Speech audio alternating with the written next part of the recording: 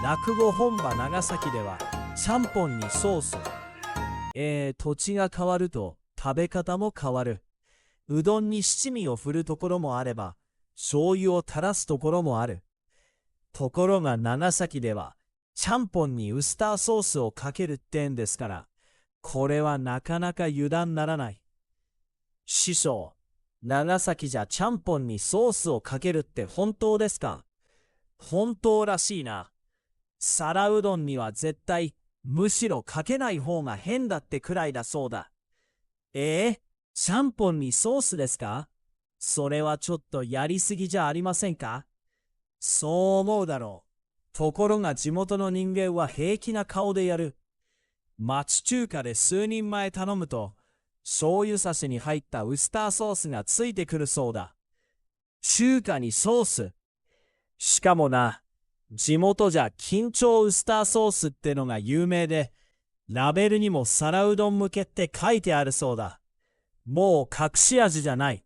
公認だ。それじゃあリンガーハットにソースがない方が不自然なんですね。ソース。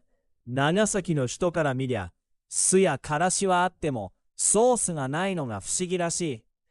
静岡の人間がおでんを出されて、魚粉がないようなもんだ。でも師匠、ちゃんぽんってただでさえ混ざってる料理でしょ？そこへまたソースを混ぜるんですか？そこが長崎だ。中華街があり、和食、中華、オランダの味がするしっぽく料理があり、異国情緒だと言われる土地だ。最初から文化が混ざってる。だから料理も混ざる。味も混ざる。最後はソースまで混ざる。じゃあ長崎って何でも混ぜるんですね。そういうことになるな。料理の名前もちゃんぽん。食い方までちゃんぽん。なかなか筋が通ってる。師匠、じゃあ僕もやってみたいです。お前は何にでもかけるな。昨日も刺身にマヨネーズをつけようとしていた。だって試してみないとわからない。長崎は歴史と文化で混ぜてるんだ。お前は単なる思いつきだろ。それで今回の話は、長崎でちゃんぽんにウスターソース、中華と西洋でしっかりちゃんぽんってこった。お後がよろしいようで。ここから師匠のニュース解説です。師匠です。今日は、長崎ではちゃんぽんや皿うどんにウスターソースをかけるという話です。まず事実から言いますと、長崎出身の林田さんは、皿うどんにはウスターソースをかけるのが絶対で、かけないのはありえないと話しています。町中華で数人前を頼むと、醤油差しに入ったウスターソースがついてくるとも言っています。さらに、地元では、緊張ウスターソースが有名で、ラベルにも皿うどん向けの表示があると語られています。つまりこれは、一部の変わった食べ方ではなく、長崎の中ではかなり自然な文化です。そして、ちゃんぽんについても、日常的に食べるものとして語られています。林田さんは、家でも母親がちゃんぽんを作っていたし、町中華にも必ずメニューがある。スーパーにもちゃんぽん麺は必ず置いてあると話しています。つまり長崎では、ちゃんぽんも皿うどんも観光客向け名物である前に生活の中の食べ物です。日常で食べるものだからこそ、調味料の使い方にも地元の当たり前が育つわけです。ここで面白いのは、長崎の食文化そのものです。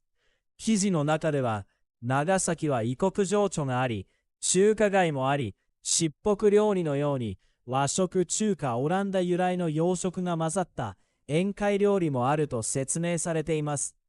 そうすると、ちゃんぽんにウスターソースというのは、単なる変な食べ方ではなく、長崎らしい混ざり方として理解できます。中華の麺料理に西洋由来のソースをかける。町の歴史がそのまま卓上に乗ってくる感じです。要点をまとめます。第一に、長崎では皿うどんにウスターソースをかけるのが地元流として強く語られている。第二に、町中華では数人前の皿うどんにソースがついてくるほど当たり前の使い方とされている。第3に緊張ウスターソースのような地元の定番もある。第4に長崎はもともと和中西の文化が混ざる土地で、その食文化の延長として見ると納得しやすい。第5にちゃんぽんにソースという意外さは長崎の歴史の意外さでもある。つまりちゃんぽんにウスターソースは中華と西洋でちゃんぽんって凝った。そういう話です。出典、長崎出身芸人による地元食文化インタビュー。皿うどんにウスターソース、町中華でソースがつく話、緊張ウスターソースの話。お後がよろしいようで。最後に高評価、チャンネル登録、LINE での拡散、お待ちしております。どうぞよろしくお願いします。